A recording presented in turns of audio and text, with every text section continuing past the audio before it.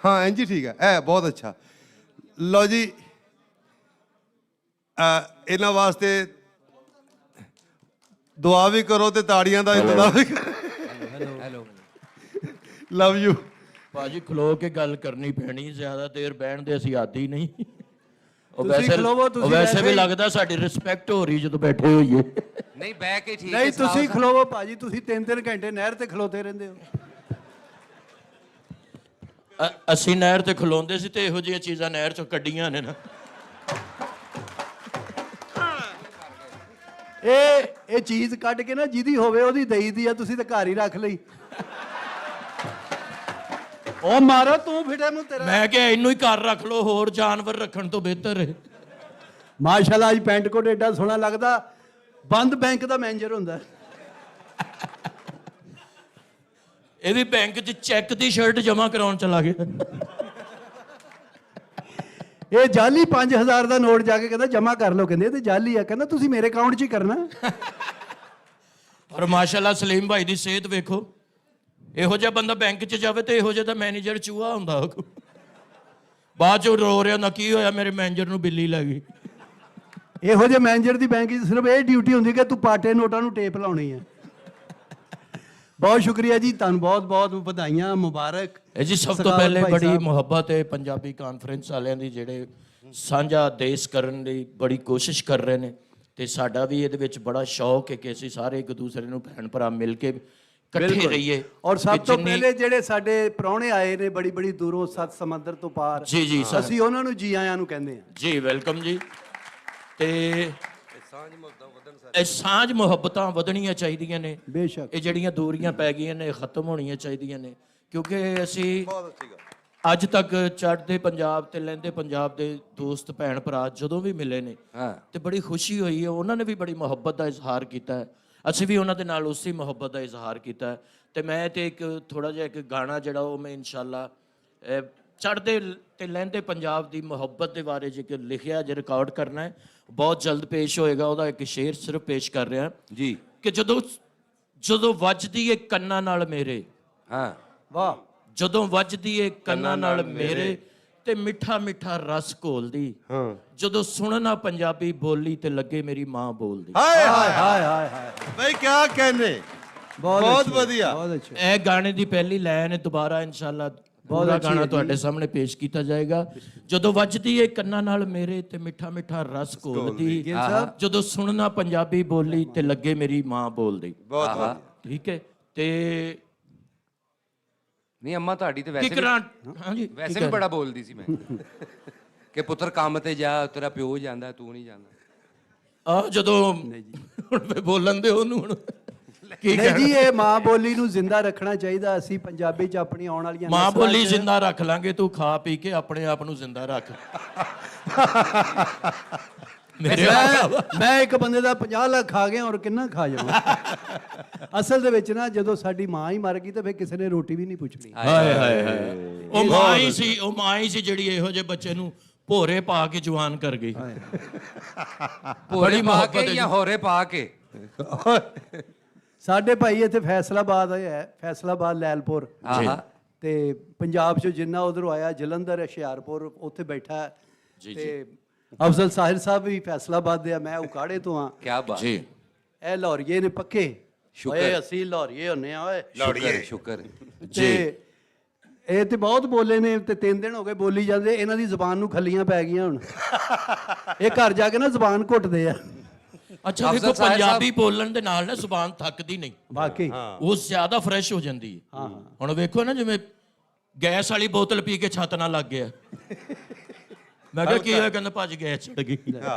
ਅੰਬ ਵਾਲੀ ਬੋਤਲ 'ਚ ਨਮਕ ਪਾ ਕੇ ਕਹਿੰਦਾ ਉਬਲਣ ਨਹੀਂ ਦਈ। ਉਹ ਕਹਿੰਦੇ ਸੈਵਨ ਦਾ ਉਬਲਦੀ, ਅੰਬ ਵਾਲੀ ਨਹੀਂ। ਚੂਪੇ ਅੰਬ ਚੂਪਣ ਡਿਆ। ਮੈਂ ਕਿਹਾ ਇਹ ਕੀ? ਕਹਿੰਦਾ ਉਹਨਾਂ ਨੇ ਸਹੀ ਨਹੀਂ ਚੂਪੇ।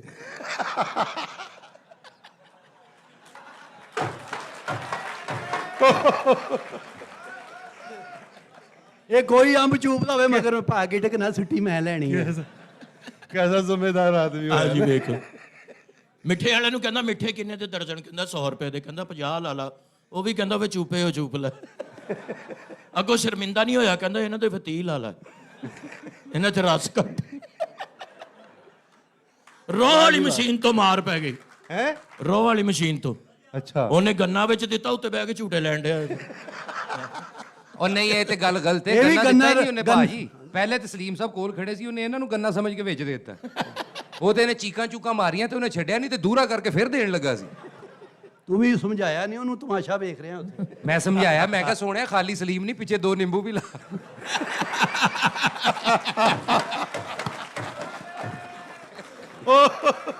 ਉਹ ਮਰ ਗਏ। ਸਲੀਮ ਭਾਈ ਮਾਸ਼ਾਅੱਲਾ ਸੇ ਰੋਹ ਵਾਲੀ ਮਸ਼ੀਨ 'ਚ ਗੰਨਾ ਦਿੱਤਾ, ਇਹ ਕਹਿੰਦਾ ਭਾਈ ਇਹ ਜਾਂਦਾ ਕਿੱਥੇ ਆ?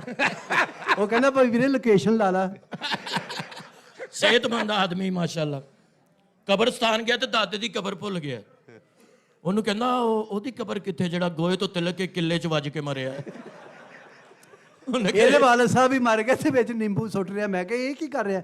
ਕਹਿੰਦਾ ਅੱਬਾ ਜੀ ਨੂੰ ਸ਼ਿਕੰਜਵੀ ਬਹੁਤ ਪਸੰਦ ਹੈ। ਇਹਦੇ ਵਾਲਦ ਸਾਹਿਬ ਫੌਤ ਹੈ ਤੇ ਜਨਾਜ਼ੇ ਦੇ ਖਲੋ ਕਹਿੰਦਾ ਮੇਰੇ ਵਾਲਦ ਸਾਹਿਬ ਫੌਤ ਹੋ ਗਏ ਨੇ, ਇਹਨਾਂ ਨੂੰ ਲਾਈਕ ਕਰੋ, ਸ਼ੇਅਰ ਕਰੋ ਤੇ ਦੋਸਤਾਂ ਤੱਕ ਪਹੁੰਚਾਓ।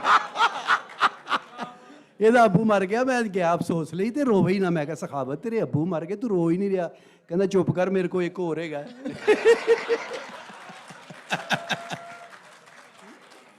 ਔਰ ਉਹ ਉਦੋਂ ਦਾ ਮੰਗ ਕੇ ਲਗਾਏ ਨੇ, ਹੁਣ ਤੱਕ ਵਾਪਸ ਹੀ ਨਹੀਂ ਕੀਤਾ। ਇਹ ਜੀ ਤੁਹਾਨੂੰ ਖੁਸ਼ ਕਰਨ ਵਾਸਤੇ ਉਹ ਆਪਾਂ ਮੁਹੱਬਤਾਂ ਘਰ 'ਚ ਰੱਖਣ ਵਾਲਾ ਹੈ ਹੀ ਨਹੀਂ, ਅਸੀਂ ਡੇਰੇ ਤੇ ਰੱਖਿਆ। ਆਉਂਦੇ ਜਾਂਦੇ ਨੂੰ ਪੈਂਦਾ। ਅੱਛਾ ਫਿਰ ਤੁਹਾਡੇ ਵੱਲ ਹੀ ਪੈਂਦਾ, ਸਾਡੇ ਵੱਲ ਤੇ ਗਿੱਜਿਆ ਸੀ। ਜ਼ਾਹਿਰ ਹੈ ਜੀ, ਜਿੱਥੇ ਜੰਮੇ ਹੋਣ ਉੱਥੇ ਗਿੱਜਣਾ ਹੀ ਪੈਂਦਾ ਹੈ। ਵਾਜਦ ਭਾਈ ਵੀ ਮਾਸ਼ਾਅੱਲਾ ਦੇਖੋ ਕਿੱਡਾ ਲੱਗਦਾ, ਐਡਾ ਮੂੰਹ ਹੈ, ਲੱਗਦਾ ਪੂਰੇ ਪਿੰਡ ਨੇ ਰਲ ਕੇ ਖੋਤਾ ਪਾਲਿਆ। ਚਲੋ ਯਾਰ, ਵੱਡਾ ਮੂੰਹ ਹੈ, ਕੋਈ ਪਰਸਨੈਲਿਟੀ ਹੈ, ਬੰਦਾ ਸੋਹਣਾ ਲੱਗਦਾ ਹੈ। ਦੇਖੋ ਇਹ ਕੀ ਮੂੰਹ ਹੈ। ਸਵੇਰੇ ਸਵੇਰੇ ਉੱਠ ਕੇ ਸ਼ੇਵ ਨਹੀਂ ਕਰਦੇ, ਸ਼ਾਰਪਨਰ 'ਚ ਮੂੰਹ ਦੇ ਕੇ ਬੱਚਿਆਂ ਨੂੰ ਕਹਿੰਦਾ ਲੱਤਾਂ ਘੁਮਾ ਦਿਓ। ਔਰ ਜਿੱਡਾ ਮੂੰਹ ਇਹਦਾ ਨਾਈ ਸ਼ੇਵ ਨਹੀਂ ਕਰਦਾ। ਉਹ ਜਿਹੜੇ ਵਾਢੀਆਂ ਕਰਨ ਵਾਲੇ ਨਹੀਂ, ਉਹ ਹੁੰਦੇ ਨਾਲੇ ਢੋਲੇ ਮਾਈਏ ਗਾਉਂਦੇ ਨਾਲੇ ਸ਼ੇਵ ਕਰਦੇ ਨੇ। ਲੱਟੋਲੇ ਮਾਈਏ ਕਿਆ ਕਹਿੰਦੇ। ਵੈਸੇ ਸਲੀਮ ਸਾਹਿਬ ਸਲੀਮ ਮੱਛੀ ਫੜਨ ਗਏ ਨੇ, ਕੁੰਡੀ ਸੁੱਟੀ, ਮੱਛੀ ਇਹਨੂੰ ਖਿੱਚ ਕੇ ਅੰਦਰ ਲੈ ਗਈ। ਮੱਛੀਆਂ ਨੂੰ ਕਹਿੰਦੀ ਸੀ ਆਓ, ਨਹੀਂ ਮੈਂ ਮੱਛੀ ਫੜੀ।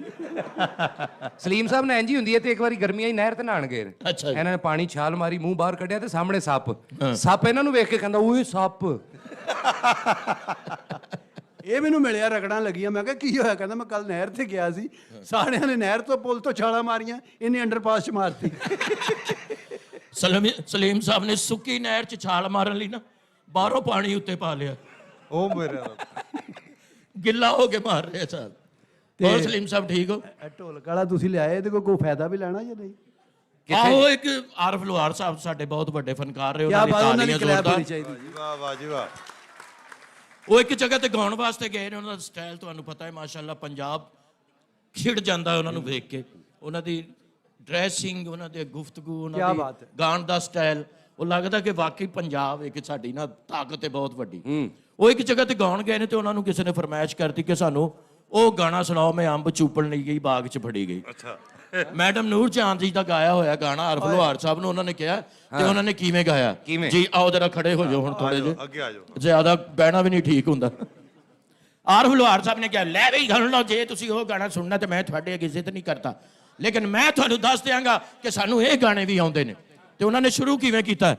1 2 1 2 3 ਟਿੰਗ ਟਿੰਗ ਡਿੰਗ ਡਿੰਗ ਟਿੰਗ ਟਿੰਗ ਡਿੰਗ ਡਿੰਗ ਟਿੰਗ ਟਿੰਗ ਡਿੰਗ ਡਿੰਗ ਟਿੰਗ ਡਿੰਗ ਮੇਰਾ ਸੋਹਣਾ ਅੰਬਸਤਾਨ ਟਿੰਗ ਡਿੰਗ ਡਿੰਗ ਟਿੰਗ ਟਿੰਗ ਡਿੰਗ ਇੱਥੇ ਕਿਸੇ ਵੀ ਅੰਬ ਦਾ ਘਾਟਾ ਨਹੀਂ ਟਿੰਗ ਡਿੰਗ ਡਿੰਗ ਟਿੰਗ ਟਿੰਗ ਡਿੰਗ ਏ ਅੰਬ ਤੂੰ ਲੈ ਜਾ ਚੁੱਪ ਕਰਕੇ ਫਿਸਿਆਈ ਏ ਪਾਟਾ ਨਹੀਂ ਮੈਂ ਅੰਬ ਚੂਪਣ ਲਈ ਗਈ ਹੋ ਮੈਂ ਤੇ ਬਾਗ ਵਿੱਚ ਹੋ ਮੈਂ ਤੇ ਅੰਬ ਚੂਪਣ ਲਈ ਗਈ ਅੰਬ ਪੁੱਟ ਤੂੰ ਅੰਬ ਪੁੱਟ ਤੂੰ ਅੰਬ ਪੁੱਟ ਤੂੰ ਅੰਬ ਪੁੱਟ ਤੂੰ ਅੰਬ ਪੁੱਟ ਤੂੰ ਕਰੇ ਸਾਈਂ ਐਵੇਂ ਮਾਲੀ ਕੋਲੋਂ ਕਿਹੜੀ ਗੱਲੋਂ ਡਰੇ ਸਾਈਂ ਓ ਮੈਂ ਤੇ ਅੰਬ ਚੂਪ ਲਈ ਗਈ ਹੋ ਮੈਂ ਤੇ ਬਾਗ ਵਿੱਚ ਹੈ ਫੜੀ ਗਈ ਹੋ ਮੈਂ ਤੇ ਅੰਬ ਚੂਪਣ ਗਈ ਅੰਬ ਲੈ ਵੜੀ ਵਿੱਚ ਰੋਈ ਅੰਬ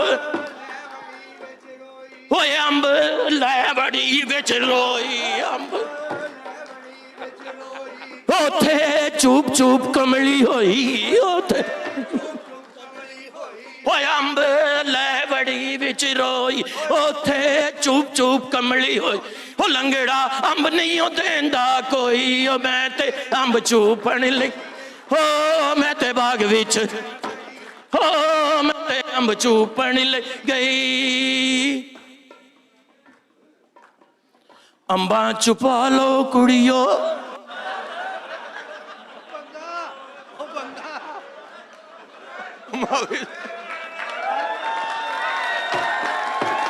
ਵਾਹ ਵਾਹ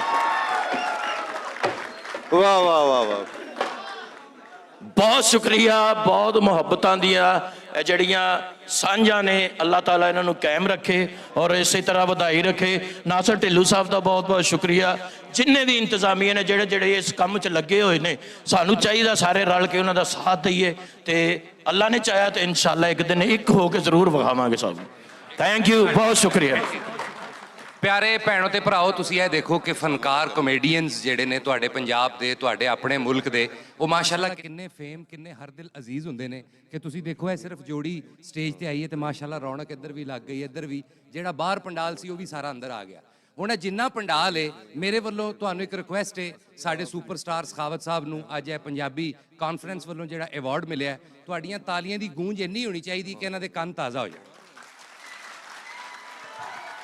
ਬਹੁਤ ਹੈਲੋ ਹੈਲੋ ਇਹ ਤਾਲੀਆਂ ਬਹੁਤ ਘੱਟ ਆ ਜੀ ਇਹ ਪੰਜਾਬ ਇਹ ਵਾ ਬਹੁਤ ਬਹੁਤ ਮੁਬਾਰਕ ਇਹ ਤੇ ਇਹਨਾਂ ਨੇ ਸੁਣਾਇਆ ਜੀ ਗਾਣਾ ਆਪਣਾ ਅੰਬ ਚੂਪਣ ਲਈ ਗਈ ਹਾਂਜੀ ਉਤੋਂ ਹੁਣ ਕੱਚੀ ਲੱਸੀ ਬਣਾ ਲਈ ਹੈ ਮੈਂ ਕਹਿੰਦਾ ਇਹ ਮੌਸਮ ਨਹੀਂ ਗਾ ਐਵੇਂ ਜੋੜ ਹੀ ਨਾ ਜੁੜ ਜਾਣ ਇੱਕ ਗਾਣਾ ਅਸੀਂ ਗਾਇਆ ਜੀ ਪੰਜਾਬੀ ਬੜਾ ਵਧੀਆ